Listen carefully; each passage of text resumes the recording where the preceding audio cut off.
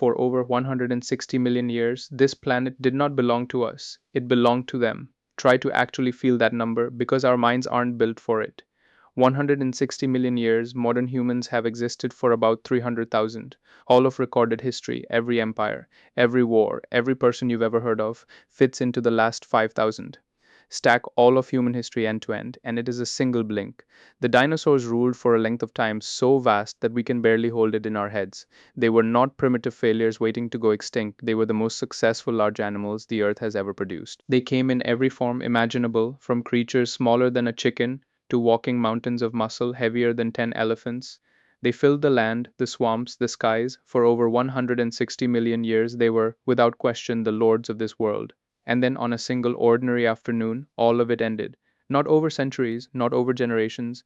The reign of the most dominant creatures in the history of life collapsed in what, on a planet's time scale, was the space of an afternoon.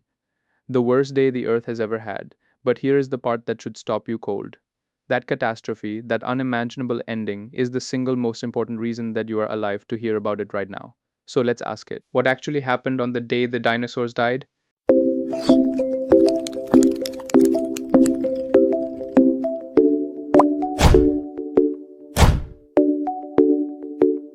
And why does their ending, 66 million years later, still run through your own blood? For a long time, we had no idea what killed them. The bones were everywhere in the rock, and then, at one exact layer, they simply stopped. It was one of the greatest murder mysteries in all of science, and nobody could name the killer. The answer came from a father and son in 1980. A physicist named Luis Alvarez and his geologist son Walter noticed something strange. In rocks all over the world, at the precise moment the dinosaurs vanished, there was a thin layer of a metal called iridium, and iridium is rare on the surface of the Earth, but it is common in one place space, in asteroids. That thin worldwide dusting of iridium was a fingerprint, and it pointed straight up. Something had come from the sky. Years later, they found the wound. Buried under the coast of Mexico, near a town called Chicxulub, lies a crater over 100 miles wide. This was the impact site, and from it we can now reconstruct that final day almost minute by minute. Picture it, an asteroid somewhere between 10 and 15 kilometers across, a mountain of rock the size of a city, moving faster than a bullet. To any dinosaur that looked up, it would have been a new star, growing brighter for just a few silent seconds, and then it struck with the force of billions of atomic bombs all at once. The explosion was beyond anything in human experience. A fireball. Crater dug miles deep into the crust, but the impact itself only killed the dinosaurs unlucky enough to be nearby. The real killer was what came next. The strike blasted a colossal plume of molten rock and debris straight up out of the atmosphere into space. And what goes up must come down. As those trillions of glowing fragments rained back through the sky all across the globe, they turned the air itself into an oven. For a short, horrific time, the entire surface of the planet may have been broiled. The sky glowing red hot. Everywhere at once, forests ignited. Then came tsunamis taller than skyscrapers, but even that was not the end of it. Because the truly deadly part was slow and silent and global. All that dust, all that soot from a burning world, rose into the upper atmosphere and spread until it wrapped the entire earth in a shroud, and the sun went out, not for a day, for years, possibly decades. Temperatures around the world plunged, in some places by nearly 30 degrees. And in that endless cold darkness, plants could no longer photosynthesize, the plants died. Then the animals that ate the plants starved. Then the animals that ate those animals starved. The entire food chain, top to bottom, simply collapsed into the dark. When it was over, an estimated 75% of all species on Earth were gone. And we now know something almost unbearably specific about when it happened. At a fossil site called Tanis in North Dakota, scientists found creatures that died on the actual day of the impact, their bodies froze in mid catastrophe.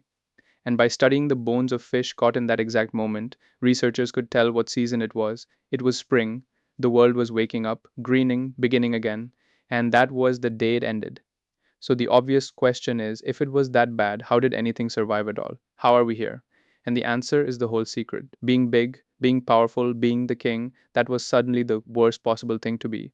A giant dinosaur needed enormous amounts of food every single day, and in a frozen, sunless world, there was none. Dominance became a death sentence, but down in the shadows, there were other creatures. Small ones, things that could burrow underground to escape the heat and cold, things that could survive on seeds, insects, and dead material scattered across the forest floor. things that needed very little to stay alive and could wait the darkness out. And among those humble survivors, scurrying through the ruins of a dead world, were small furry creatures about the size of a rat, mammals. For over 160 million years, mammals had existed alongside the dinosaurs, but they had never been allowed to be anything more than small.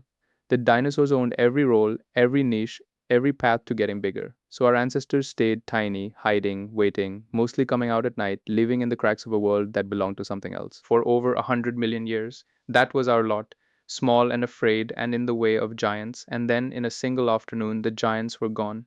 The asteroid didn't just kill the dinosaurs, it cleared the stage. Suddenly the world was wide open, every role empty, every opportunity unclaimed, and the small creatures that survived poured into that emptiness, freed at last from the shadow of the dinosaurs. Mammals exploded.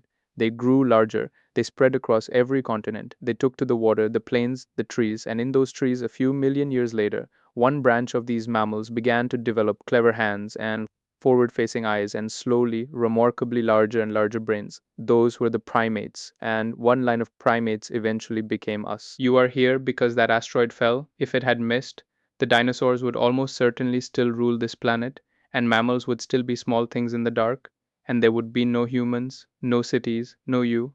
Everything you are is built on the foundation of their ending. And it is even more fragile than that. Scientists now believe the asteroid struck a patch of the Earth unusually rich in sulfur, which is part of why the impact winter was so severe and so deadly. Which means that if that rock had arrived just a little earlier or a little later, the Earth would have turned beneath it and it might have splashed harmlessly into a deep ocean instead. The winter might have been mild enough to survive, the dinosaurs might have lived on. Your entire existence, the whole human story, came down to a difference of a few minutes 66 million years ago, and here's a final truth to sit with. The dinosaurs didn't entirely vanish. One small group of feathered ones survived that terrible day, and their descendants are still here. They're outside your window right now. Every bird you have ever seen is a living dinosaur. The rain never fully ended. It just got quieter and learned to sing. So the story of the dinosaurs was never really a story about lizards or monsters or a distant dead world. It's a mirror. It is the story of the most powerful creatures that ever lived, who ruled for a span of time we cannot even imagine, and who were erased in an afternoon by something they never saw coming and could never have stopped. They didn't fall because they were weak, they fell because the universe rolled the dice. We have ruled this planet for a cosmic eye blink, and already we feel permanent. The dinosaurs felt permanent too, for 160 million years. The earth has ended the reign of its rulers before, and their ending, that worst of all days, is the only reason we ever got our turn at all. You are the descendant of the small things that survived. Every human who has ever lived owes their entire existence to one bad afternoon, and to the tiny, frightened creatures who were humble enough to outlast the giants. Because everything has a why, even us, even the fact that we get to be here wondering about them at all. And now you know it. Before you go, one small thing. Videos like this take a lot of digging. Real science, real evidence, real research, not just guesses, and I bring it all together so you don't have to. So if this made the ancient world feel a little more alive, the like button and the subscribe button are right there. It costs you nothing, and it helps this channel more than you know. And this whole channel runs on one question: why? So tell me in the comments, what's the next why you want answered? Why did we lose our tails? Why do we dream? Why is the sky actually dark at night? Whatever it is, drop it below. The best one might just become the next video, because everything has a why, and I'll see you in the next one. Now tell me, which why should we pull apart next? Drop your question in the comments. And if you like finding the hidden reason behind everyday things, subscribe to the Why Factor.